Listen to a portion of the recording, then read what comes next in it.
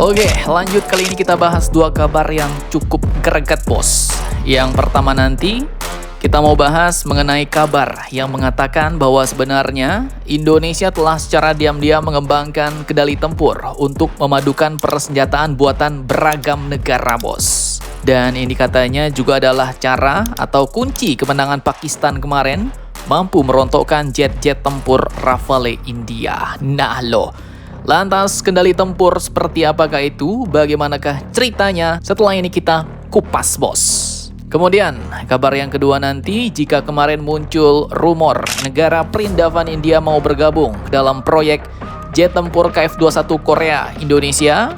Nah kini tiba-tiba rumor tersebut pun langsung dibantah oleh pihak India sendiri bos. Nah loh, lantas bagaimanakah kabar yang sebenarnya? Penasaran beritanya?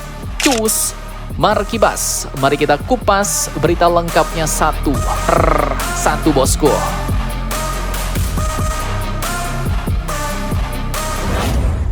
Oke, yang pertama kita bahas TNI yang katanya diam-diam membangun sistem untuk memadukan persenjataan buatan beragam negara bos.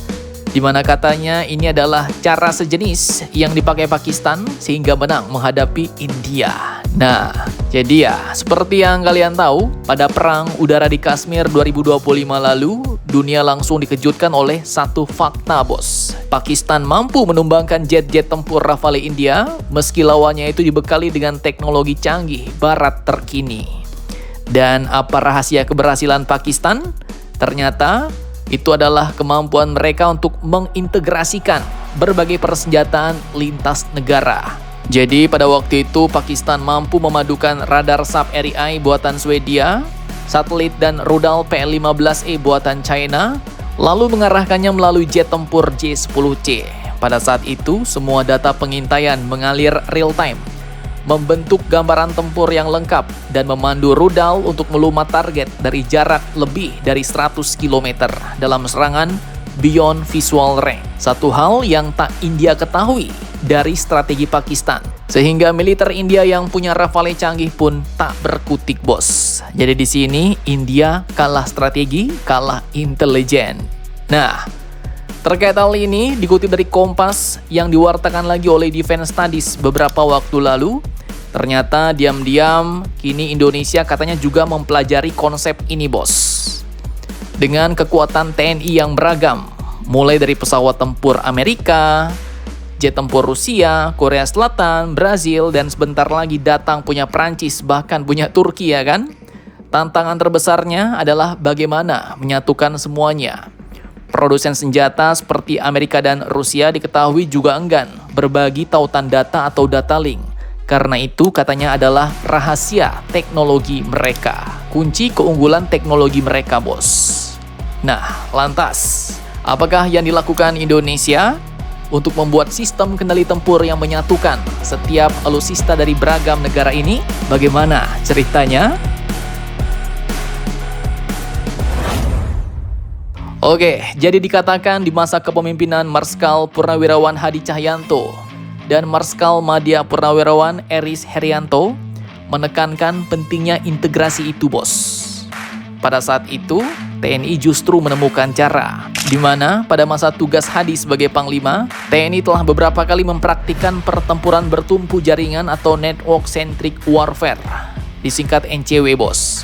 Pada waktu itu menurut Panglima Hadi, tanpa publikasi besar-besaran alias diam-diam, para teknisi dan ahli kita mengembangkan perangkat lunaknya sendiri yang mampu menghubungkan komunikasi dan data dari berbagai alutsista bos, meski berasal dari negara-negara yang berbeda. Dan dalam uji coba pada waktu itu, pusat kendali TNI, pesawat intai, helikopter serbu, pasukan darat hingga radar dapat bekerja serentak. Mereka mampu berbagi informasi dan melancarkan serangan terkoordinasi. Nah, terkait hal ini, Eris juga menekankan kecilnya peluang negara produsen untuk membuka tautan data produk pertahanan mereka bos. Dan dalam kasus Indonesia, salah satu alasan tidak dibukanya data adalah pembelian yang kecil. Jadi katanya, cara yang bisa dilakukan adalah pembelian dengan sistem offset, di mana sebagian atau seluruh perakitan alutsista dilakukan di negara pembeli yang disertai dengan alih teknologi. Kemudian ada cara lain lagi, yakni dengan upgrade alutsista secara mandiri. Dan jika berhasil melakukan upgrade, maka kemampuan suatu negara akan semakin diperhitungkan, kata Aris, yang merupakan penerbang generasi pertama jet tempur F-16 TNI Angkatan Udara, bos. Dan kini kabarnya Kementerian Pertahanan pun bahkan telah bekerja sama dengan Turki untuk mengadopsi radar MESA ala pesawat AWACS E-7A Wheatsteel. Kemudian kemampuan mengintegrasikan operasionalisasi persenjataan tersebut dalam NCW juga menjadi kunci agar TNI diperhitungkan di Asia Tenggara yang menjadi ajang pertarungan geopolitik negara-negara besar. Dan jika berhasil, maka harapannya ya nanti Indonesia dapat punya network centric warfare murni karya sendiri, membuat semua alutsista dari Sukhoi hingga F-16, dari kapal perang hingga rudal, bisa bicara dalam satu bahasa tempur dan dapat terintegrasi, bos. Dan di Asia Tenggara, di mana kini perebutan pengaruh negara-negara besar makin panas, kemampuan ini pun bisa jadi pembela. Persis seperti Pakistan yang mengalahkan jet-jet tempur India dengan strategi mantapnya, bos, yaitu mengintegrasikan berbagai senjata dan alutsista dari berbagai negara dalam satu bahasa tempur. Oke, kemudian lanjut kabar kedua yang cukup greget. Jadi beberapa waktu lalu beredar rumor panas nih bahwa India tengah melirik si pendatang baru asal Korea Selatan, KF-21 Boramai.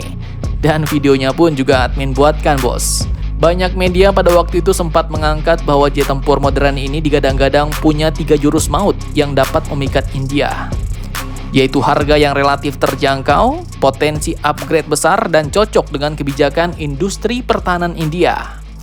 Namun dikutip dari sumber berita berikut, ternyata kabar itu pun langsung dibantah tegas oleh pihak militer India, bos. Dalam pernyataan resmi ke Indian Defense Research Wing, mereka menegaskan tidak ada komunikasi dengan otoritas pertahanan Korea maupun KAI.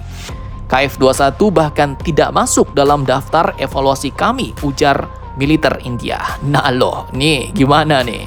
Jangan-jangan Korea pula yang bikin gosip sendiri biar jet tempur mereka terkenal, ya kan? Biar banyak yang ngelirik. Nah, mungkin. Jangan-jangan. Jadi artinya ya, semua spekulasi itu hanyalah gosip udara, bos. India pun mau mengingatkan bahwa fokus mereka saat ini bukan pada Boramai, bukan juga pada F-35 buatan Amerika, yang kabarnya berkali-kali ditawarkan Washington namun tetap ditolak New Delhi. Kabarnya sih gara-gara tarif 50% ya kan? Jadi pertanyaannya kini kemana arah radar India? Jawabannya kata mereka, kini mereka akan fokus untuk membesarkan kekuatan tempur buatan sendiri, bos.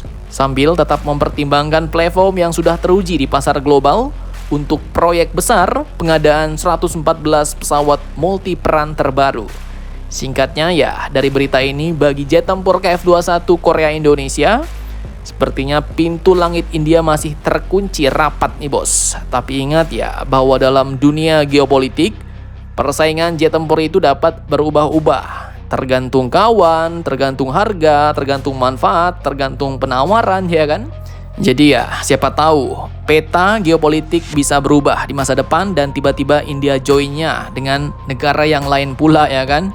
Nah, jadi bagaimana menurut kalian tentang hal ini? Jangan lupa komentar, tetaplah kalian barbar dan jangan santuy terus. Demi Indonesia tangguh, salam Indomax Indo Magazines.